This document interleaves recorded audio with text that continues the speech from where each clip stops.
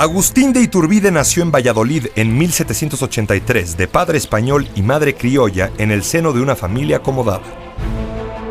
A los 15 años abandonó el seminario y se dedicó a administrar la hacienda paterna.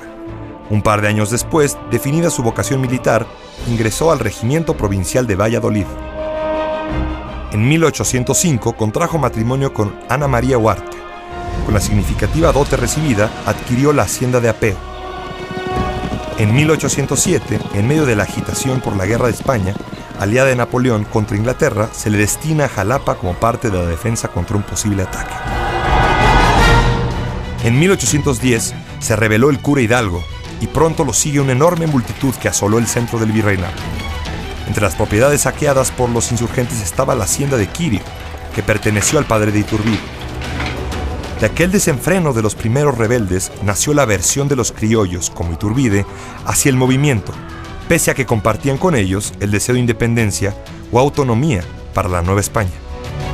Hidalgo y los que lo sucedieron, siguiendo su ejemplo, desolaron al país, destruyeron las fortunas, radicaron el odio entre europeos y americanos, sacrificaron millares de víctimas. Lejos de conseguir la independencia, aumentaron los obstáculos que a ella se oponían. Iturbide comenzó su vertiginoso ascenso en el ejército realista. Durante 6 años no perdió una sola batalla, aún en situaciones comprometidas y con desventaja numérica. En diciembre de 1813, en las afueras de Valladolid, el ya coronel Iturbide participó en la victoria de los realistas sobre José María Morelos, en un encuentro que señala el inicio del declive del cura de Carácua. En 1816, Iturbide fue acusado de malversación de fondos y abuso de autoridad, y destituido. Aunque fue absuelto, decidió no volver al ejército realista. Pero desde entonces ideó la posibilidad de lograr la independencia, aunque juzgaba necesario exterminar antes a los insurgentes. En octubre de 1820, el virrey Apodaca lo envió de regreso al campo de batalla para pelear contra Vicente Guerrero, uno de los últimos insurgentes. Para entonces, Iturbide llevaba la encomienda secreta de un grupo de conspiradores para lograr la independencia. Al tiempo que sus tropas se enfrentan, Iturbide y Guerrero entablaron correspondencia. El realista le pidió que dejara las armas, el insurgente que respondiera al llamado de su patria. Finalmente se reunieron en Acatempa y sellaron un pacto por la independencia de México que no sería ya el de los conspiradores de la Profesa, sino el que Iturbide concibió. El 24 de febrero de 1821, Iturbide y Guerrero firmaron el Plan de Iguala, en el que establecieron las 3 garantías que sustentaron su pacto: el respeto a la religión católica, la independencia y la unión de europeos y americanos sin distinción de castas. Con sus tropas unidas se formó el Ejército Trigarante. La campaña del Ejército Trigarante fue prácticamente un paseo triunfal al que se fueron sumando las autoridades civiles y militares. Los españoles apenas conservaron la capital y otras ciudades. Un nuevo virrey, Juan de O'Donojú, llegó al puerto de Veracruz y accedió a dialogar con Iturbide. Reunidos en la villa de Córdoba, pactaron un tratado en el que el virrey reconoció la independencia del Imperio Mexicano, con la salvedad de que el trono sería ofrecido a Fernando VII o a un infante de España. El 27 de septiembre de 1821, el Ejército Trigarante entró en triunfo a la Ciudad de México, comandado por Iturbide y Guerrero. Concluían 3 siglos de dominio español. El rey de España desconoció los tratados de Córdoba y se negó a enviar a un Borbón para que reinara en México. Se empezó a hablar de Iturbide, el general victorioso, como una posibilidad para ocupar el trono. El 18 de mayo de 1822, una multitud reunida frente a su residencia pidió que Iturbide se convirtiera en emperador. Con la presión del pueblo y los militares, el Congreso votó a favor. Iturbide es coronado en la catedral. La ceremonia intentó ser fastuosa, pero todos percibieron lo improvisada y artificial que resultó. Poco después de la coronación comenzaron las desavenencias entre Iturbide y el Congreso. Mientras Iturbide cuestionaba la invasión de potestades del legislativo y que no emprendiera su labor de crear una constitución, el Congreso lo acusaba de tiranía. Todo ello en medio del caos financiero del gobierno. Ante el descubrimiento de una conspiración en el Congreso, Iturbide ordenó apresar a 66 personas, clérigos, militares, políticos.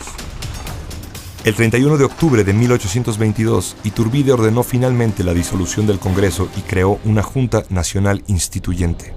El 2 de diciembre del mismo año, el gobernador militar de Veracruz, Antonio López de Santa Anna, inició una revuelta contra el emperador. Pronto, los antiguos insurgentes Guadalupe Victoria, Vicente Guerrero y Nicolás Bravo se sublevaron también. La situación de Iturbide se agravó cuando en febrero de 1823 los principales rebeldes firman el Plan de Casamata, al que se unieron también 3 de los generales con los que los combatía: Echavarri, Cortázar y Lobato. En unos días, muchas autoridades provinciales se adhirieron al plan. Finalmente, Iturbide restableció el Congreso y el 19 de marzo de 1823 abdicó al trono, partiendo enseguida hacia Europa. El Congreso tomó venganza de Iturbide. Lo humilló, considerando su elección nula, y más tarde lo declaró traidor y enemigo de México, y condenándolo a muerte en caso de retornar a México. Al mismo tiempo que se intentaban borrar los hechos y fechas festivas relacionadas con Iturbide, se recuperó la memoria de los iniciadores de la Guerra de Independencia y sus restos fueron reunidos y enterrados en la catedral. En Europa, España intentó con sus países aliados urdir un plan de reconquista. Convencido de que el ataque español ocurriría en un momento u otro, lo que sucedió en efecto en 1829, Iturbide decidió regresar a México y ofrecer su ayuda en caso de guerra. Ignoraba que el Congreso había decretado su ejecución en caso de que él pisara el país. Enemigo público del Estado. Apenas pisó territorio mexicano, Iturbide fue aprehendido y enviado a Padilla, donde sesionaba el Congreso local. Sin juicio, abogado, juez o declaración, cumpliendo el decreto federal, el Congreso ordenó fusilarlo. El cuerpo de Iturbide fue sepultado en la vieja y destechada iglesia de Padilla. En 1838 sus restos fueron trasladados a la Catedral Metropolitana. Ahí siguen, apartados del sitio en que están los huesos de Hidalgo y Morelos, en la columna de la Independencia.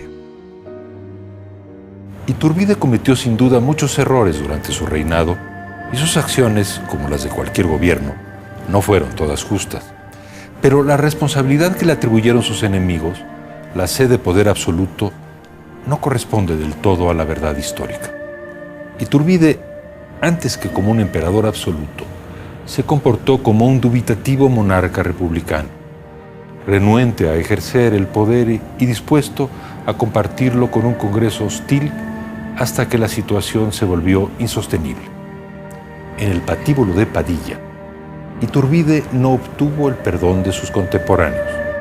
En sus últimas palabras, el emperador caído imploró inútilmente que su nombre no fuera manchado con el baldón de traidor que le ha acompañado por casi 2 siglos.